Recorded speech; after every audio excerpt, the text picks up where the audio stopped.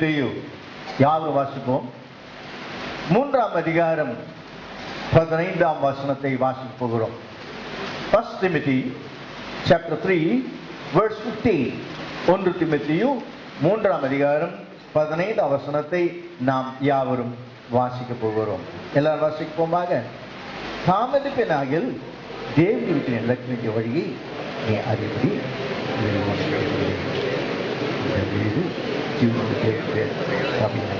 சத்தியத்துக்கு ஆதரவாக இருக்கிறது. நம்முடைய இரட்சகராக இருக்கிற தேவனும் நம்முடைய நம்பிக்கையாக இருக்கிற கர்த்தராகிய இயேசு கிறிஸ்துவும் கட்டளையிட்டபடியே இயேசு கிறிஸ்துவின் அப்போஸ்தலனாகிய பவுல். அன்பின் பிதாவே, திருமாய்மை துதிக்கிறோம். உம்மை பாட, உம்மை ஆராதிக்க, நீர் எங்களுக்கு கொடுத்த பிள்ளை உமக்கு உம்நாமத்தினாலே ஆசீர்வதிக்க, ஆண்டவர் உமக்கு ஒப்பு கொடுக்க, ஆண்டவரே உம்நாமத்தில் கொடுக்க ஆராதிக்க எங்களுக்கு கிருபை தந்தீரே, ஸ்தோத்திரம். வார்த்தைகள் உம்முடையது ஆண்டவரே. இந்த வார்த்தைகளை அடியார்களோடு பேச கேட்கிறோம். உம்முடைய கிருபையை எங்களை ஒவ்வொரு தாரும். ரட்சகர் இயேசு நாமத்தில் நினைக்கிறோம் பிதாவே, ஆமென். புதன்கிழமை பைபிள் ஸ்டடியிலே நாங்கள் 1 தெசலோனிக்கேயு நிருபத்தை படித்து கொண்டு வருகிறோம். முதல் அதிகாரத்தை முடித்து இப்போ 2ஆம் அதிகாரத்துக்கு போக போகிறோம். இந்த கால நேரத்திலே இந்த தீமோத்தேயுக்கான நிருபத்திலே இருந்து சில பகுதிகளை மாத்திரம் நான் உங்களுக்கு முன்பதாக வைக்கும்படியாக வாஞ்சிக்கிறேன். தேவ ஆவியானவர் தான் வேத எழுத்துக்களை கொடுத்திருக்கிறார் என்பதை நாம் அறிவோம். அதை குறித்து நமக்கு சந்தேகம் கிடையாது. தேவ ஆவியானவர் எதற்காக கொடுத்தார்? தேவனுடைய ஊழியக்காரரை கொண்டு பார்க்கும்போது 3ஆம் அதிகாரம் 15 வாசித்தோம். தேவனுடைய வீட்டிலே சபையிலே நடக்க வேண்டிய வகை நீ அறியும்படி அல்லது தீமோத்தேயு அறியும்படி இவைகளை உனக்கு எழுதுகிறேன். அந்த வீடு ஜீவனுள்ள தேவனுடைய சபையாயும் சத்தியத்திற்கு ஆதாரமாக இருக்கிறது என்பதை நாம் வாசிக்கிறோம். பவுல் தேவாவினாலே தீமோத்தேயு என்று சொல்லப்பட்டதான ஒரு ஊழியக்காரனுக்கு தேவனுடைய சபை எப்படி நடத்தப்பட வேண்டும் என்பதை குறித்து, தேவனுடைய சபையிலே நடக்க வேண்டிய காரியங்களை குறித்து எழுதுகிறதை நாம் பார்க்கிறோம். பொதுவாக வேதத்தை அறிந்தவர்கள் அறிவீர்கள், நிருபங்களை 2 பகுதியாக எழுதல கவனிக்கலாம். ஒன்று சபைக்கு நேராக குறிப்பிட்ட சபைக்கு, ரோமர், கொரிந்தியர் ஆகிய சபைகளுக்கு எழுதுகிறதாய் பார்க்கலாம். இன்னொரு பகுதி சபையை நடத்தின ஊழியக்காரர்கள், சபையை நடத்தின ஊழியக்காரர்கள் தீமோத்தேயு, தீத்து, பிலமோன் என்று சொல்லப்பட்டதான ஊழியக்காரர்கள், அவர்கள் எப்படி நடக்க வேண்டும், அவர்கள் சபையை எப்படி நடத்த வேண்டும் என்பதான ஆலோசனைகளை சொல்லுகிறதை பார்க்கிறோம். இங்க தீமோத்தேயு குறித்து நாம் வாசிக்கிறதான சந்தர்ப்பத்திலே அப்போஸ்தலர் 16ஆம் அதிகாரம் 2ஆம் வசனத்தை வாசிக்கும். Acts of Apostles chapter 16 verse 1 1ஆம் வசனத்தை வாசிக்கும் போது வாசிப்போம். தெர்பைக்கும் லீஸ்திராவுக்கும் போனான். அங்கே தீமோத்தேயு எனப்பட்ட ஒரு சீஷன் இருந்தான். தாய் விசுவாசமுள்ள ஒரு யூத ஸ்திரீ, தகப்பன் கிரேக்கன்.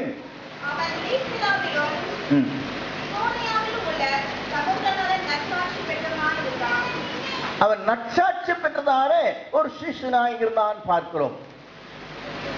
இந்த தீமோத்தேயு யார் என்று கேட்டால், லிஸ்திரா என்று சொல்லப்படுகிறதான ஒரு பட்டணத்திலே வாழ்கிற ஒரு மனுஷன். அந்த தகப்பன் ஒரு கிரேக்கன், அந்த தாய் ஒரு யூத ஸ்திரீ, அந்த தாயின் தாயும் ஒரு யூத ஸ்திரீ. இந்த பட்டணத்திற்கு நீங்கள் வேத படிப்பீர்களானால் அப்போஸ்தலர் 13ஆம் அதிகாரத்திலே பவுல் ஊழியத்திற்காக போகிறார். பவுல் என்று சொல்வதை காட்டிலும் தெளிவாய் சொல்ல வேண்டுமானால் பர்னபாவும் சவுலும் முதல் முறையாக அப்போ மிஷனரிகளாக தெரிந்து கொள்ளப்பட்டு அனுப்பப்பட்டார்கள். அப்படியாக மிஷனரியாய் போகிறதான அவர்கள் லிஸ்திரா என்று சொல்லப்படுகிறதான பட்டணத்திலே அவர்கள் போய் சுவிசேஷம் அறிவித்தார்கள். அவர் சுவிசேஷம் அறிவிக்கிறதான சந்தர்ப்பத்திலே பவுல் பேசினதாலும் பர்னபா அற்புதம் செய்ததாலும் அவர்கள் யோசித்துக் கொண்டார்கள், அந்த கிரேக்க பட்டணத்து ஜனங்கள் இவர்கள் தேவர்கள், யூத தேவர்கள் வந்துவிட்டார்கள். யூத தேவர்கள் வந்துவிட்டு இப்போது அவர்கள் பேசுகிறார்கள், அவர் அற்புதம் செய்கிறார்கள் என்று சொல்லிட்டு இவர்களுக்கு பலி செலுத்தும்படியாக, மாலைகளை போடும்படியாக அவர் வருகிறார்கள். அப்போது பர்னபா பவுல் சொல்கிறார், இல்லை, நாங்கள் உங்களை போல மனிதர்கள் தான், நாங்கள் பிரசங்கிக்கிறது இயேசுவை குறித்து என்று சொல்லுகிறதான நிலையை பார்க்கிறோம். என்னத்தை இதுல ஞாபகப்படுத்திக் கொள்கிறேன் சொன்னால், இந்த லீஸ்ட்ரா பட்டணத்திலே திமோத்தி வாழ்ந்த பட்டணத்தில் இருக்கிறதான ஜனங்கள் யூத பக்தியுடைய எபிரேய பக்தியுள்ளதான ஜனங்கள், கிரேக்க பக்தியுள்ளதான ஜனங்கள். இவர்கள் யாவரும் எந்த மதத்தை கிரேக்கர்கள் வணங்கி வந்தான அநேக தேவர்களையும் தத்துவங்களையும் தங்கள் வாழ்க்கையிலே அனுபவித்து வந்தார்கள் என்பதை நாம் பார்க்க முடியும். ஆனால் இப்படி அனுபவித்த நேரத்தில் உங்களுக்கு ஞாபகப்படுத்தபடியாக வாங்கிக்கிறேன். இந்த தாய் பேரை பின்னால பார்க்கலாம், ஒரு கிரேக்க, ஒரு இபிரேய யூத ஸ்திரீ. இவன் தகப்பன் யார்? ஒரு கிரேக்கன். அவனை குறித்து சொல்லப்பட்டில்லை. இதற்குள் ஒருவேளை அவன் மரித்திருக்கலாம். ஆனால் வேதவசனத்தை பார்க்கும்போது திமோத்தி குறித்து பவுல் எழுதும்போது சொல்கிறார், உன்னுடைய தாய், உன் பாட்டி உனக்கு வேத வசனத்தை என்ன பண்ணினார்கள்? கற்றுக் கொடுத்தார்கள் என்பதாக 2 தீமோத்தியிலே நாம் வாசிக்கிறோம். அப்படியானால் ஒரு கேள்வி எனக்குள்ளே, தாயும் பாட்டியும் மகனுக்கும் பேரனுக்கும் எதை கற்றுக் கொடுக்கிறார்கள்? வேத வசனத்தை கொடுத்தார்கள். ஒரு கேள்வி எனக்குள்ளே, அப்பா கிரேக்கனே, நீ கிரேக்க மதத்தை சார்ந்தவன் அல்லவா? நீ ஈழ்மிகுதான வாழ்த்ததான பட்டணம் லீஸ்ட்ரா பட்டணம் அல்லவா? அவர்கள் ஆராதித்ததெல்லாம் மற்ற தேவர்கள் அல்லவா? உன்னுடைய பிள்ளைக்கு என்ன சொல்லிக் கொடுத்தாய்? குறிப்பாய் நீங்கள் வணங்கிக் கொள்வீர்களானால் இந்த கிரேக்கர்கள் தத்துவங்களை குறித்து பேசுகிறவர்கள், ஞானத்தை சம்பந்தப்பட்டு பேசுகிறவர்கள். அதோடு கூட அவர் அனுசரித்து வந்ததான முறைகள் சொல்வது குணாசிசம் என்று சொல்வார்கள். எப்படி என்று சொன்னால், சரீரமானது பாவத்துக்குரியது, ஆவியானது தூய்மையானது. எப்பொழுது ஒரு மனிதன் அறிவை பெருக்க பெருக்க அந்த அறிவு தன்னுடைய ஆத்மாவை சுத்தமாக்கும், அவன் மேல்பட்டவனாய் மாறுவான் என்று எண்ணிக்கொள்ளதான் நிலை. அதை பற்றி இப்போது நான் சொல்ல யோசிக்கவில்லை. தாய்க்கு பாட்டிக்கு யாரை குறித்து சொல்லிக் கொடுக்க தெரிகிறது? தகப்பனுக்கு தன் பிள்ளைக்கு தான் ஆராதித்த தெய்வத்தை சுற்றி கொடுக்க. இன்றைக்கு முக்கியமாக கேட்க வாஞ்சிக்கிறேன், தேவன், மதம், குடும்பம், ஆராதனை என்றால் பெண்களுக்குரியது என்று யோசிக்கிறார்கள். இல்லை, தேவன் ஆராதனை என்று சொன்னால் தகப்பன்மார் புருஷன்மாருக்குரியது. எப்படி கேட்கிறீர்கள்? எப்படி நீங்கள் சொல்லுவீர்கள் என்று கேட்பீர்களானால் உங்களுக்கு ஞாபகப்படுத்த வாஞ்சிக்கிறேன். பழைய மனிதன் என்று வேத பண்டிதர்களால் ஒத்துக்கொள்கிறான் ஒரு மனிதன் யார் என்று சொன்னால் யோபு. யோபு தன் பிள்ளைகளுக்காக பலியும் செலுத்தினான் பார்க்கிறோம். தகப்பன் தாயை காட்டிலும் முன்னின்று தன்னுடைய குடும்பத்துடைய பொருளுக்கு அடுத்த காரியத்தை மாத்திரமல்ல, ஆன்மீகத்துவ காரியத்தை குறித்து கருத்து வைக்கிறான் என்று பார்க்கிறோம். இன்னும் அடுத்து சொல்ல வேண்டுமானால் நான் இப்படி சொல்லுவேன், நோவாவை எடுத்துக்கொள்வீர்களானால் தன் குடும்பத்தை இருக்க சூழ்நிலை மத்தியிலே பயபக்தியோடு நடத்தினான். நோவாவுடைய மனைவியின் பேரே சொல்லப்பட்டில்லை. இன்னும் அடுத்து நீங்கள் சொல்ல வேண்டுமானால் நான் இப்படி சொல்லுவேன், குடும்பத்தை நடத்தினான் நாட்டிலே ஆபிரகாம் தான் தெய்வ பக்தி உள்ளவனாயிருந்தான். தன்னுடைய பிள்ளைகளையும் தன்னுடைய பிள்ளைகளுக்கு தான் ஆண்களையும். என்னை கேட்கிற அருமையான தகப்பனே, ஆண்டவர் நாமத்தினாலே உன் அன்பாய் கேட்கிறேன், உன்னுடைய பிள்ளை குறித்து உன் வாழ்க்கையிலே சம்பாதித்து படிக்க வைக்கிறதும் உத்தியோகம் வைக்கிறதான் உன் வேலையா? அன்பாய் கேட்கிறது மாத்திரமல்ல, நீ என்னை அனுபவிப்பதனால் I challenge you in the name of Jesus. சவாலிட்டு சொல்கிறேன், தகப்பனே, உன் பிள்ளைக்கு படிப்பும் சம்பளமும் பொறுப்பும் உடுப்பும் கொடுக்கிறதான் உன் வேலை அல்ல, உன் பிள்ளையுடைய ஆவிக்குரிய ஜீவித்தை வளர்ப்பது உன் கடமையாக இருக்கிறது. ஒரு ஆமென். ஆமென். யாருக்கு மாத்திரம் வேலை இல்ல? அம்மா வேலை, பாட்டி வேலை, யார் வேலை சொல்ல பார்க்கலாம்? யார் வேலை? இவன் பேரை சொல்லப்பட்ட தீமோத்தேயுவின் அப்பா பேரை சொல்லவில்லை. அவன் தெய்வத்தை குறித்து கற்றுக் கொடுத்ததாக சொல்லப்பட்டில்லை. தகப்பனே, இந்த காலத்துல நம் பிள்ளைகளுடைய ஆவிக்குரிய ஜீவித்தை குறித்து கருத்தாய் இருக்க கர்த்தர் கிருபை தருவாராக. நம்முடைய பிள்ளைகளுக்கு பணம் வேண்டும், உடை வேண்டும், படிப்பு வேண்டும், உத்தியோகம் வேண்டும், தேவனும் வேண்டும். ஆமென். அல்லேலூயா. தவறாய் புரிந்து கொள்ளாதீர்கள். இந்த பிள்ளைகளுடைய சுத்தம், பிள்ளைகளுடைய ஒழுக்கம், பிள்ளைகளுடைய படிப்பு, பிள்ளைகளுடைய தெய்வீகம் அம்மாமாருடைய வேலை. இல்லை இல்லை, இது யாருடைய வேலை? யாருடைய வேலை? தகப்பன வேலையும் தாயின் வேலையும். ஏன் என்று கேட்டால், நீங்கள் 2 பேர் தான் அந்த பிள்ளையை வளர்த்து கூடாதீங்க. ஆமென். ஆக நீங்க 2 பேர் தான் உங்க பிள்ளைகளுக்கு எல்லாவற்றையும் கவனிக்க வேண்டிய அவசியம் உண்டு. சில யோசிக்கிறாங்க, இந்த ஆன்மீக காரியத்தை எல்லாம் குறித்து பாஸ்டர் பார்த்துட்டோம். யார் பார்த்துட்டோம்? சண்டே கிளாஸ் டீச்சர் பார்த்துட்டோம். என்னங்க பாஸ்டர் பார்க்காம வேற பாஸ்டருக்கு என்ன வேலை? சண்டே கிளாஸ் டீச்சர்ஸ் பிள்ளைகளை விசாரிக்காம வேற என்ன வேலை? ஆனா அதுவும் வாரத்துக்கு ஒரு நாள் வரீங்க. காலைல 9 மணி சைக்கிள் சொன்னா அதுக்கு எத்தனை மணிக்கு வரீங்க? 10 மணிக்கு 10:30 மணிக்கு வரீங்க. எங்க இருந்து ஆவிக்குரிய ஜீவிதத்தை குறித்து அரை மணி நேரத்துல ஒரு பாஸ்டரும், அரை மணி நேரத்துல ஒரு சண்டே கிளாஸ் டீச்சரும் உங்க பிள்ளை போதித்து நடத்த முடியும்? எல்கானா தன் மனைவியும் தன் பிள்ளைகளும் தேவாலயத்துக்கு போனார் என்று வாசிக்கிறோமே. யோசேப்பும் மரியாளும் தேவாலயத்துக்கு பண்டிகை போனால் வாசிக்கிறோமே. குடும்பமாக தேவனுடைய ஆலயத்திற்கு நாம் நேரப்பட வரத்தக்கதாய் குடும்பமாக நம்முடைய பிள்ளைகளை சண்டே கிளாஸ்ல அனுப்பும்படியாக பிள்ளைகளுக்கு, ஆண் பிள்ளைகளுக்கும் பெண் பிள்ளைகளுக்கும் தேவனை குறித்து, தெய்வீகத்தை குறித்து கற்றுக் கொடுக்க வேண்டியது பெற்றோருடைய கடமை. குறிப்பாய் தேவ சமூகத்தில் சொல்கிறேன், தகப்பனே, இது உன்னுடைய கடமை என்று உன்னை சுட்டி காட்டி சொல்கிறேன். இது சொல்வது தவறு என்று சொல்லலாம், இப்படியெல்லாம் பேசுவது ஒழுங்கல்ல, நாகரிகம் அல்ல என்று சொல்வதில்லை, சொல்லலாம் நீங்கள். ஆனால் அன்பின் நிமித்தமாய் சொல்கிறேன், பாரத் நிமித்தமாய் சொல்கிறேன், முதுமை நிமித்தமாய் சொல்கிறேன். ஒவ்வொரு தகப்பனும் தன் பிள்ளை குறித்து கரிசனையாக அன்பாய் இருக்க வேண்டும். கண்டிதமா மாத்திரமில்லை, அன்பாய் இருக்க வேண்டும். ஒரு பிள்ளைக்கு காலேஜுக்கு இடத்துக்கு லட்சம் செலவு பண்றதுல, ஒரு பிள்ளைக்கு அவசியம் இல்லாத படித்து முடிக்கிறதுக்குள்ள ஒரு 50,000 போட்டு கடனுக்கு ஒரு வண்டி வாங்கி கொடுக்கறதுல உன் பிள்ளையை தேவ ஆலயத்துக்கும் சண்டே கிளாஸுக்கு கொண்டு வருவது உன்னுடைய கடமையாக இருக்கிறது. யார சொல்லுறாமே? Praise the Lord. இல்லைன்னு சொல்லுங்க, சுத்த பாலாம் என்னப்பா இப்படிலாம் கேட்கக்கூடாது. தீமோத்தேயுவின் தகப்பன் புறஜாதி காரியத்தை குறித்து சொல்லிக் கொடுக்கவில்லை, சொல்லிக் கொடுத்திருக்க வேண்டும் என்று சொல்லவில்லை. அவன் நம்பிக்கை குறித்து அவன் சொல்லிக் கொடுக்கவில்லை.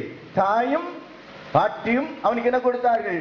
வேதத்தை குறித்து கற்றுக் கொடுத்தார்கள். இப்படி நாம் கவனிக்கிறதான சந்தர்ப்பத்திலே வாசிப்போமாக. இந்த தீமோத்தேயு யார்? Who is this Timothy? What kind of person is he? அவன் எப்படிப்பட்ட ஒரு மனுஷன் என்பதை குறித்து நாம் வேதத்திலிருந்து பார்க்க 1 தீமோத்தேயு 1ஆம் அதிகாரம் 2ஆம் வசனத்தை வாசிப்போம். விசுவாசத்தில் உத்தம குமாரனாகிய தீமோத்தேயுக்கு எழுதுகிறதாவது, விசுவாசத்தில் உத்தம குமாரனாகிய தீமோத்தேயுக்கு இந்த பவுல் தீமோத்தேயு குறித்து கூப்பிடுகிறான் சந்தர்ப்பத்திலே விசுவாசத்தில், மாம்சத்தில் அல்ல, விசுவாசத்தில் எப்படிப்பட்டவனாய் இருந்தான்? உத்தம குமாரனாய், உத்தம குமாரனாய். ஆங்கிலத்தில் சொல்லும்போது true son of faith, true son of faith என்று சொல்லப்பட்டிருக்கிறது. என்னுடைய தாய் குறித்து நான் முன்னாலே சொன்னேன். அவர் தேவனை அறிந்தவர்கள், வேத வசனத்தை அவர்களுக்கு சொல்லிக் கொடுத்தவர்கள், தேவத்தில் நடத்தினார்கள் என்பதாக நான் உங்களுக்கு சொன்னது ஞாபகத்தில் இருக்கும். இந்த பவுல் முன்னாலே சொன்னது ஞாபகத்தில் இருக்கும் என்று யோசிக்கிறேன். தன்னுடைய மிஷனரி ஊழியத்திலே பர்னபாவும் அந்த நேரத்தில் சவுலாய் வேதத்தில் அறியப்பட்டிருக்கிறது. 13ஆம் அதிகாரம் அப்போஸ்தலர் நடபடிகளிலே மிஷனரி ஊழியத்துக்கு போனார்கள். அப்பொழுது லிஸ்திரா பட்டணத்துக்கு போனார்கள் என்று சொன்னேன். அப்பொழுது சுவிசேஷம் அறிக்கப்பட்டதாகவும் அந்த இடத்துல அற்புதம் நடந்தது குறித்து சொன்னேன். அடுத்தபடியாக நாம் பார்க்கதான் சந்தர்ப்பத்திலே அப்போஸ்தலர் 16ஆம் அதிகாரத்தில் தான் நாம் முன்பு வாசித்தோம் அல்லவா? யாரை சந்திக்கிறார்கள்? ஒரு சீஷனை சந்திக்கிறார்கள், விசுவாசிகளை சந்திக்கிறார்கள். அதில் ஒருவன் யார் என்பதை குறித்து வாசிக்கிறோம் என்று சொன்னால், திமோத்தேயு என்று சொல்லப்படுகிறதான ஒரு நபரை, திமோத்தேயு என்று அழைப்பதான நபரை. இந்த திமோத்தேயு குறித்து சொல்லும்போது அநேக காரியங்களை நான் உங்களுக்கு சொல்ல முடியும். எடுத்து ஒவ்வொன்றாய் வாசித்து உங்களுக்கு சொல்ல நேரம் எனக்கு சமயம் போடாது. ஆனால் சிலவைகளை உங்களுக்கு குறிப்பாய் ஞாபகப்படுத்த வாசிக்கிறேன். உதாரணமாய் கடைசியாய் சொல்லி யோசித்த காரியத்தை வாசிக்கிறேன். 2 கொரிந்தியர் 1:1, இன்னொருத்தர் 1 தெசலோனிக்கேயர் 1:1 வாசிங்கள் பார்க்கலாம்.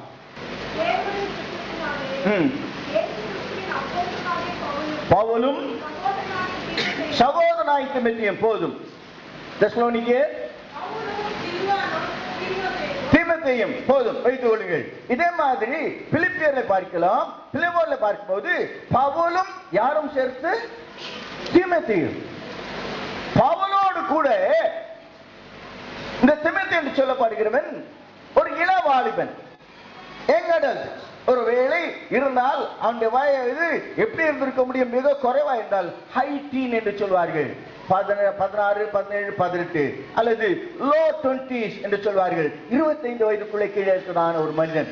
அப்போஸ்தலன் கமாலியேலின் பாதத்தில் காந்து படித்தவன், ஒரு பெரிய ஞானி, வேதம் அறிந்தவன், யூத மார்க்கத்தையும் கிறிஸ்தவ மார்க்கத்தையும் அறிந்தவன், உலகத்தை குறித்து அறிந்தவன், வயது முதிர்ந்தவன், அநேகரால மெச்சப்பட்டவன், நியாயப்பிரமாணத்தை பற்றி குற்றம் சாட்டப்படாதவன், அவன் குடும்பத்தை குறித்தும் அவனுடைய கோத்திரத்தை குறித்தும் சொல்ல வேண்டுமானால் மேன்னுள்ளவன்.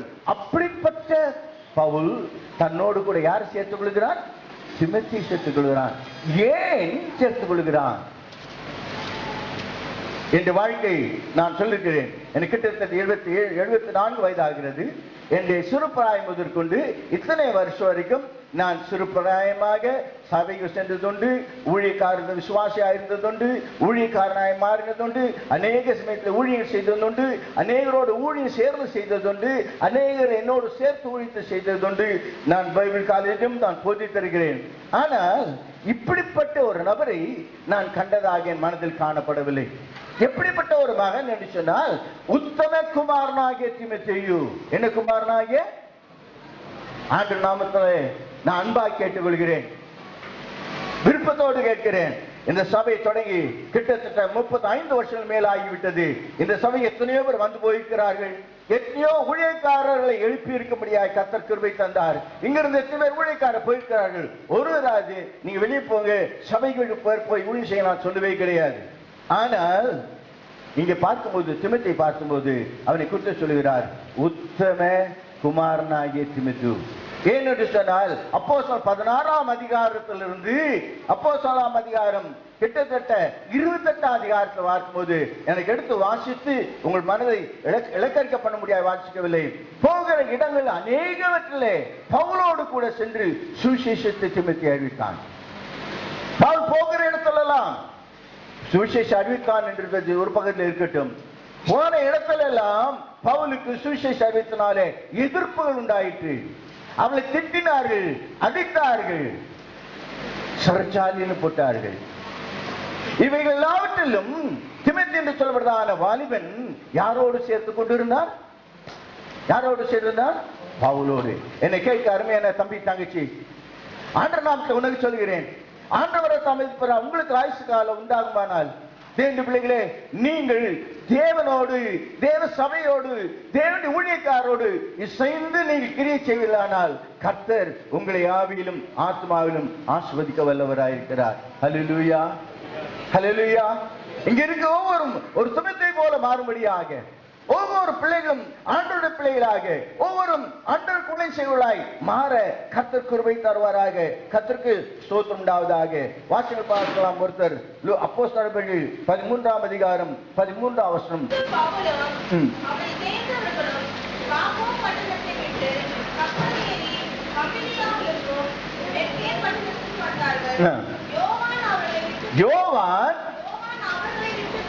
யோவான் அவர்களை விட்டு, யாருங்க? John mark. மார்க் என்ன சுவிசேஷம் சொல்லுகிற அந்த யோவான் அவரை விட்டு பிரிந்து என்ன பண்ணா? எருசலேம் போயிட்டான். ஏன் போனா? பவுலுக்கும் பர்னபாவுக்கும், சவுலுக்கும் பர்னபாவுக்கும் பாடுகள் வந்ததுனாலே, நெருக்கங்கள் வந்ததுனாலே, உபத்திரம் வந்ததுனாலே யார் போய்விட்டான்? ஜான்